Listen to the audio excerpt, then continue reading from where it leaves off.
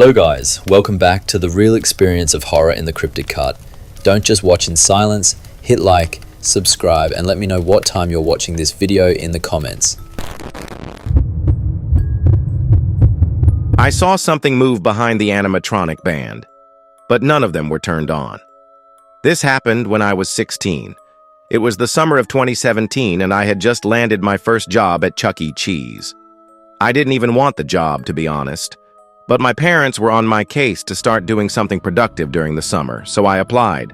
It was your typical Chuck E. Cheese location, arcade games, greasy pizza, screaming kids, and those old creepy animatronics on stage that looked like they hadn't been cleaned since the 90s. I worked the evening shift, 5 p.m. to close, which meant I often ended up being the last one there with the manager doing cleanup. That's when the weird stuff started happening. The first thing I noticed? The animatronics sometimes moved on their own. Not a full movement, just little things. Like Chuck E.'s head would twitch when the stage was off, or Jasper's eyes would slowly drift from side to side. I asked my manager, Brian, if that was normal. He laughed and said, "Yeah, they glitch sometimes. They're ancient. Don't worry about it." So I didn't. At least, not until that one night. It was a Friday. We had a birthday party that ran late, so cleanup started around 10:30 p.m. Brian left early that night, said he had a family emergency, and told me to finish the mop-up and clock out. So I was completely alone. I had headphones in, listening to music while sweeping near the stage area. That's when I heard it. A sharp click. Then, a soft whirring sound. I took my headphones out.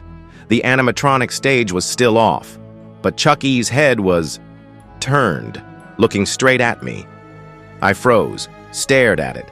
Then slowly, its jaw dropped open, and I swear to God, it whispered, "Come play." I dropped the broom and backed up fast, heart pounding. There was no sound system on. The store was completely silent. I tried to convince myself I imagined it. Maybe a leftover voice file played or something. So I grabbed my stuff and went to clock out. That's when I heard it again. Footsteps. Behind me. Not heavy. Light. Fast. Almost playful. Like a kid running. I turned around. No one was there. I called out, "Hello, we're closed!" Silence. Then, laughter. A child's giggle echoed from the back near the party rooms. I felt my stomach drop. There was no one else in the building. I had locked the front door already. I should have left. I know that now. But some part of me, maybe stupid curiosity, made me walk back toward the party rooms. The lights back there were dim. I turned on my phone flashlight. The air felt colder. Dead silent. Then I saw something on the floor. A small trail of red footprints. Tiny. Barefoot. Like a kid's. Leading toward the maintenance door behind the stage. That door was always locked. But tonight, it was wide open. I don't know what came over me, but I walked inside. It was dark. Smelled like mold and burnt plastic. There were wires hanging from the ceiling. And old animatronic parts everywhere, disassembled limbs, heads with eyes missing. That's when I saw it. A small figure standing in the far corner.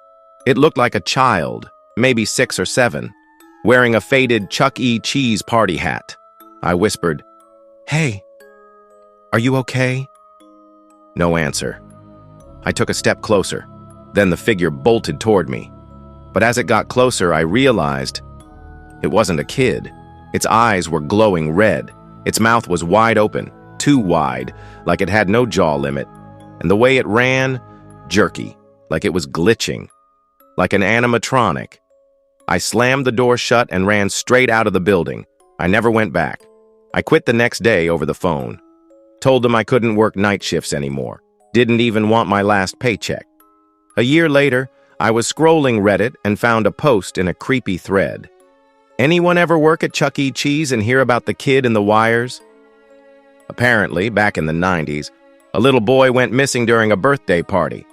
Security footage showed him walking behind the stage. and then disappearing. They searched for days, never found him. Some say his spirit merged with the machines, trapped in the circuits, always waiting for someone to play with. Sometimes I wonder, what would have happened if I hadn't shut that door in time? Or worse, what if he followed me home? Want part 2? Be careful what you ask for. Some things don't want to stay forgotten. Like this video if you want another true Chuck E. Cheese horror story. The ball pit was supposed to be empty, but I felt something grab my leg from under the surface. This happened to my cousin Sarah. She was 14 at the time, and her story still gives me chills. Back in 2014, her younger brother had a birthday party at Chuck E. Cheese in Chicago. Sarah wasn't into the party much, so after pizza and cake, she wandered around alone, bored, just killing time. She ended up near the old play area, the plastic tunnels, slides, and that massive ball pit no one really uses anymore. It smelled like sweat and old socks. She was about to walk past when a kid, maybe 7 or 8, popped his head out of the pit. He looked pale, like really pale, and he said, "Can you help me find my shoe?" Sarah didn't think much of it. She was a little annoyed, but she figured, whatever, help the kid and move on.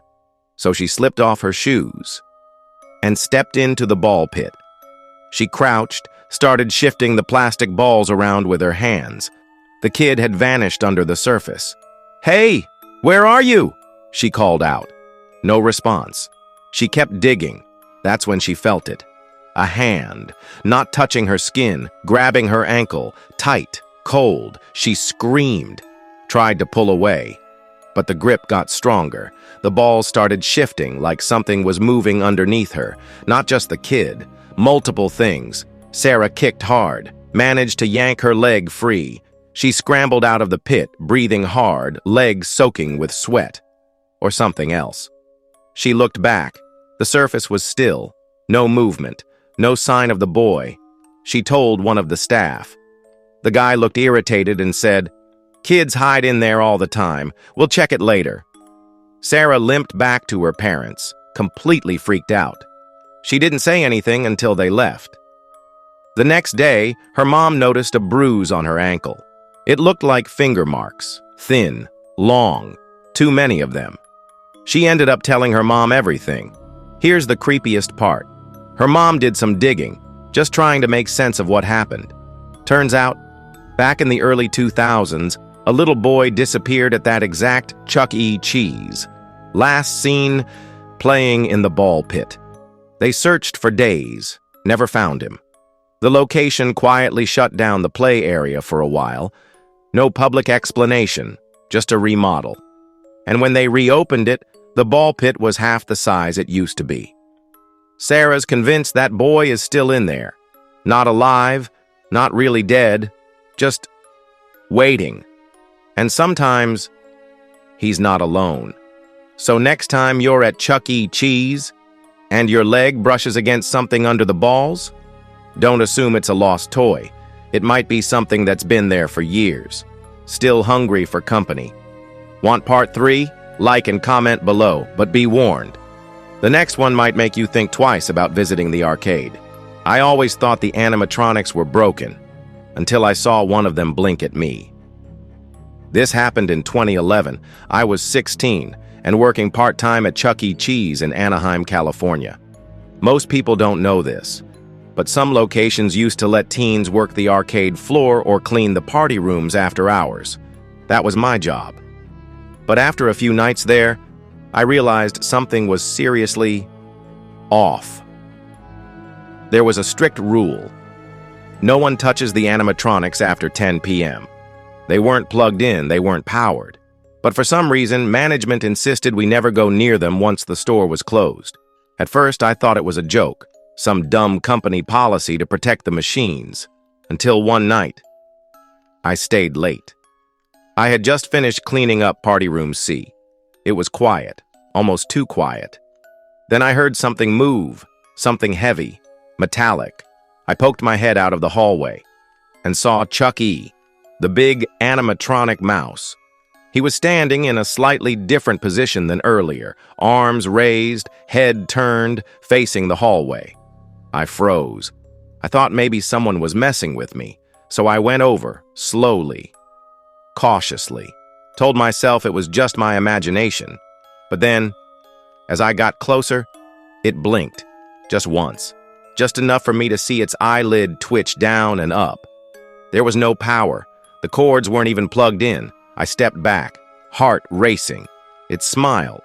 I ran, didn't clock out. Left my backpack, my keys, everything. I didn't go back for 3 days. Told my manager I was sick. When I finally returned, he pulled me aside. He looked nervous, more serious than I'd ever seen him. He said, "You didn't see anything, understand? Don't talk about it. Ever." That same week, one of the overnight cleaners quit. I overheard him yelling in the back before storming out. Said something about hearing footsteps in the dark, laughter, scratching inside the Chuck E. suit. He said, "It's not just wires in there anymore. They say the old Chuck E. suits were taken out of rotation years ago, destroyed, but someone I know still works there." Last week, she sent me a photo from the security office. It was blurry, taken at 3:17 a.m. You could see the show stage. All the animatronics were there, except one,